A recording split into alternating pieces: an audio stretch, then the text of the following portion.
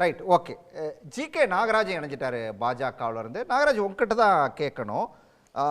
இன்று வந்து விமர்சனம் வைக்கப்பட்டது அப்படிங்கிறது வந்து திமுகவுடைய இளைஞரணி கூட்டத்தில் பாஜகவை நோக்கி தான் அத்தனை விமர்சனங்களும் பாஜகவை நோக்கி தான் இருந்துச்சு. நீங்கள் எப்படி வந்தாலும், எந்த ரூபத்தில் வந்தாலும், எந்த வடிவத்தில் வந்தாலும் தமிழ்நாட்டில் உங்களுடைய செல்வாக்கு பலிக்காது அப்படின்னு சொல்லி ரெண்டு தரப்புமே சொல்லிருக்குது. அதாவது முதலமைச்சரும் சொல்லியிருக்காரு, துணை முதலமைச்சரும் சொல்லியிருக்காரு. எப்படி பார்க்குது பாஜக இதை?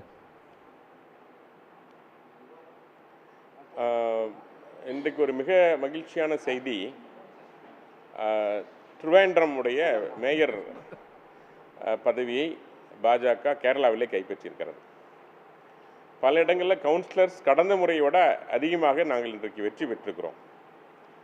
நீங்கள் சொல்லுவீங்கள்ல மதவாதம் மதவெறி அப்படின்னு சொல்லி அடிக்கடி திமுகவில் சொல்கிற மாதிரி, இன்றைக்கி 50% அருகாமையில் சிறுபான்மை இருக்கக்கூடிய பகுதியில் இன்றைக்கு பாஜக, அதுவும் குறிப்பாக திருவனந்தபுரத்தில் மேயர் உடைய அந்த பதவியை கைப்பற்றி இருக்கிறது மகிழ்ச்சியான செய்தி. தமிழ்நாட்டுக்கு வரோம். இங்கே உதயநிதி ஸ்டாலின் அவர்கள் பேசுகிறப்ப லைனாக சொன்னாங்க, அங்கே உத்தரப்பிரதேசத்தில், மகாராஷ்டிராவில், தென் குஜராத்தில் இதெல்லாம் சொல்லிட்டே வந்தாங்க. 1985 பாரதிய ஜனதா கட்சி ஆரம்பிக்கப்பட்ட பொழுது 2 சீட்டில் வெற்றி பெற்று ஆரம்பிக்கப்பட்டது. இப்போது நம்ம ஸ்டாலின் அவர்கள் சொன்னாங்க 2.0 அதுக்கு தயாராகுங்கள் அப்படின்னாங்க. இது 2014 அப்புறம் இது இப்போது 3.0 தேசிய மாடல் போய்கொண்டிருக்கிறது. இது வரைக்கும் திராவிட மாடல் இப்போ தான் புதுசாக பேர் வந்துச்சு. இது வரைக்கும் ஒரு முறைக்கு மேலே 5 ஆண்டு ஒரு நாள் கூட ஆட்சி செய்ததில்லை திமுக. ஆனால் பிஜேபிங்கிற கட்சி 85 ஆரம்பிக்கப்பட்டு இன்றைக்கு 1000க்கும் மேற்பட்ட எம்எல்ஏக்களை கொண்ட ஒரு மிகப்பெருங்கட்சியாக, உலகத்திலேயே மிக பெரும் கட்சியாக உருமாறி இருக்கிறது, தேசப்பணி செய்து கொண்டிருக்கிறது.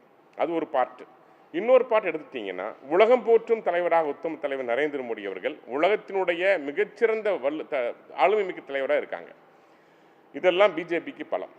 தமிழ்நாட்டை பொறுத்த வரைக்கும் இங்கே இருக்கிற இந்த திராவிட மாடலுங்கிற இந்த பிரிவினைவாத சக்தி தொடர்ச்சியாக மக்களை பிரித்து பிரித்து வைத்துக் கொண்டிருக்கிற காரணத்தால் தான் வெற்றி பெற்றுக் கொண்டிருக்கின்றார்கள். ஆனால் இன்றைக்கு நிலைமை மாறி இருக்கிறது. பிஜேபியோட உண்மை முகத்தை மக்கள் தெரிந்து கொண்டார்கள். இதற்கு முன்னாடி மோடி அவர்களுக்கு நீங்கள் விதைத்த அந்த வெறுப்பு விதையானது இருந்தது போல இன்றைக்கு அது இல்லை, அது மாறி இருக்கிறது. 2026 தேர்தல் நான் எப்படி பார்க்குறேன்னு கேட்டிங்கன்னா, உங்கள் உதயநிதி அவர்கள் பேசுகிறப்ப சொன்னாங்க பாசிசம், அடிமை கூட்டம். இன்றைக்கு மக்கள் மிக தெளிவாக இருக்கிறார்கள். எங்கே பெண்களுக்கு பாதுகாப்பு இல்லை, 1000 ரூபாயை கொடுத்துட்டு நீங்கள் இன்னைக்கு பெண்கள் ரோட் நடமாட முடியல. அதுக்கப்புறம் மது பிரச்சனைகள், ஊழல்கள், கணக்கற்ற சட்ட ஒழுங்கு பிரச்சனைகள். அவர் அமைதி பூங்கான்னு சொன்னார். எங்கே அமைதி பூங்கா?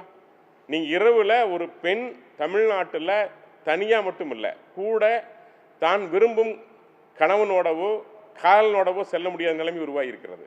அப்புறம் நீங்கள் எப்படி சொல்லலாம் வந்து அமைதி பூங்கா அப்படின்ட்டு? அண்ணாமலை பல்கலைக்கழகம் ஆரம்பித்து கோயம்புத்தூர் ஏர்போர்ட் வரைக்கும் வந்து நிற்கிறது இன்றைக்கி உங்களுடைய நிலைமை. பெண்கள் முழுசாக திமுக எதிராக களமிறங்கி நிற்கிறார்கள். 1000 ரூபாய் கொடுத்துடுவீங்க, என் பெண் ரோட்டில் நடமாட முடியாது. 1000 ரூபாய் கொடுத்துடுவீங்க, என்னுடைய குழந்தைகளெல்லாம் இன்னைக்கு போதைக்கு அடிமையாகின்ற அளவுக்கு சட்டம் ஒழுங்கு சீரட்டு கிடக்கிறது. இப்படி தானே மக்கள் சிந்திச்சுட்டு இருக்கிறாங்க. இதை பற்றியெல்லாம் பேசாமல் தொடர்ச்சியாக அவர்கள் ஸ்டாலின் அவர்கள் சொல்கிறாங்க, 50 ஆண்டுக்கு பின்னோக்கி நான் போய் பார்க்குறேன், டைம் ட்ராவலில் போய் பார்க்குறேன். எங்கள் உழைப்பு என்ன உழைப்பு? நீங்கள் 50 ஆண்டுக்கு முன்னாடி என்ன பேசுனீங்க? கட்சித்தீவை மீட்டெடுப்போன்னு பேசுனீங்க. அதையே தான் இன்றைக்கும் பேசுகிறீங்க. மொழி, தமிழ் மொழி அப்படின்னு சொன்னீங்க.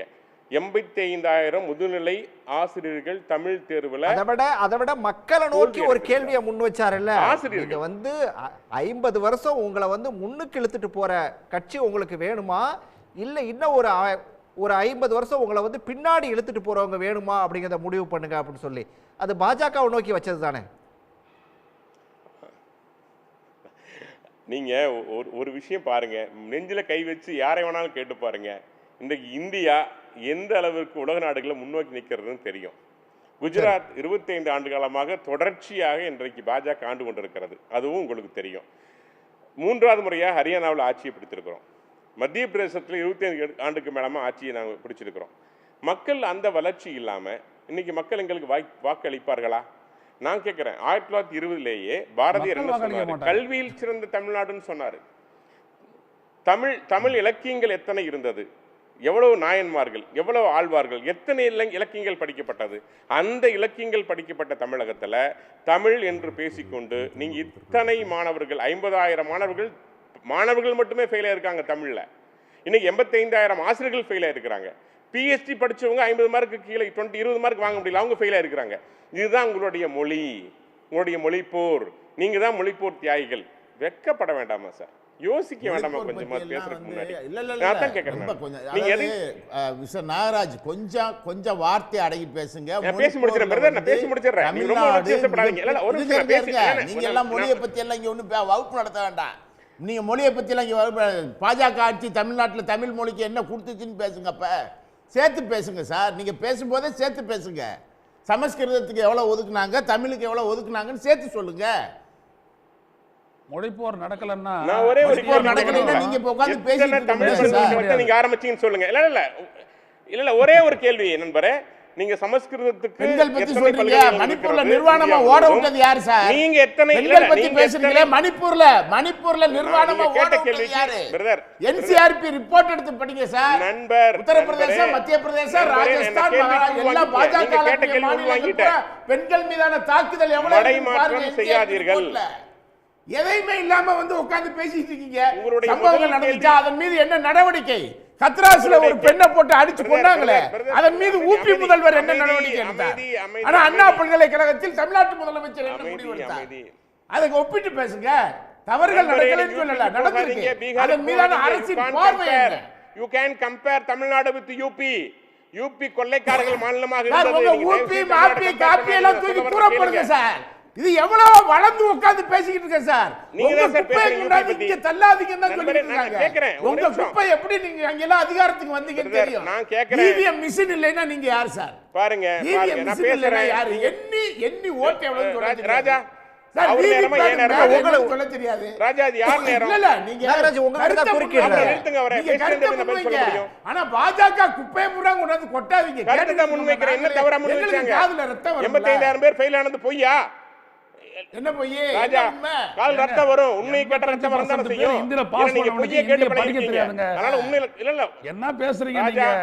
ராஜா அவர்களே, நீங்க பேசுறது இல்லையா? நீங்க முதல்ல நாகராஜ் அவர் உங்ககிட்ட தான் கேள்வியை முன்வைக்கிறாரு. ராஜா அவர்களே, என்ன பேச அனுமதிங்கங்கற நானு. இல்ல நீங்க வெளில தான் இருக்கீங்க. அவர் உங்ககிட்ட தான் கேள்வியை முன்வைக்கிறாரு. அதான் ஒரு கேள்விக்கு பதில் சொல்லுங்க. நான் எல்லாம் தொடர்ந்து வந்து அவங்க பேசிட்டு வந்தா எப்படி? பதில் தான் சொல்லிட்டு இருக்கோம். எவ்வளவு ஒதுக்கி இருக்கீங்கன்னு கேக்குறாங்க. அதான் கேக்குறேன். பாருங்க, எத்தனை தமிழ் தமிழ்நாட்டோட நீங்க மத்த ஸ்டேட்டை ஒப்பிடுறீங்களா? உங்க தமிழிசே சொல்றாங்க, உங்க அண்ணாமலை சொல்றாரு. தமிழ்நாட்டை நம்ம இந்தியாவுல இருக்கிற பிரமாணியத்தை உருவாக்குறாரு. ஐரோப்பிய நாடுகளோட தான் ஒப்பிட முடியும். நீங்க உருவாக்குறீங்களா? தமிழுக்கு என்ன தலைவரே பேசுவாங்க. ஆனா நீங்க வந்து என்ன பேசுவீங்க? தமிழ்நாட்டுல அண்ணாமலை என்ன சொன்னாரு? அல்ல தமிழிசை என்ன சொன்னாங்க? ஐரோப்பிய நாடுகளோட ஒப்பிடுங்கள். தமிழ்நாடு வளர்ந்து இருக்கிறது. தமிழ்நாடு வளர்ந்திருக்கிறது. அதை ஐரோப்பிய நாடுகளோடு தான் ஒப்பிட முடியும். இந்தியாவில் இருக்கக்கூடிய எல்லா மாநிலமும் தமிழ்நாடு வளரவில்லை. இந்த வளர்ச்சியில் யாருடைய பங்கு இருக்கு? அதுக்கு பதில் சொல்லுங்க. இதுல பாஜக கிள்ளி போட்டது என்ன? வளரவில்லை. நான் திரும்ப அதான் சொல்றேன். தமிழ்நாடு வளரவில்லை, பின்னோக்கி சென்றிருக்கிறது. 50 ஆண்டு காலம் முக்கியமான குற்றச்சாட்டு. தமிழ்நாடு வளரவில்லை அப்படின்னு சொல்லிட்டீங்க. இதுக்கு நான் பதில கேட்கணும். உடனுக்குடன் செய்திகளை தெரிந்து கொள்ள சன் நியூஸ் பெல் ஐகானை கிளிக் பண்ணுங்க.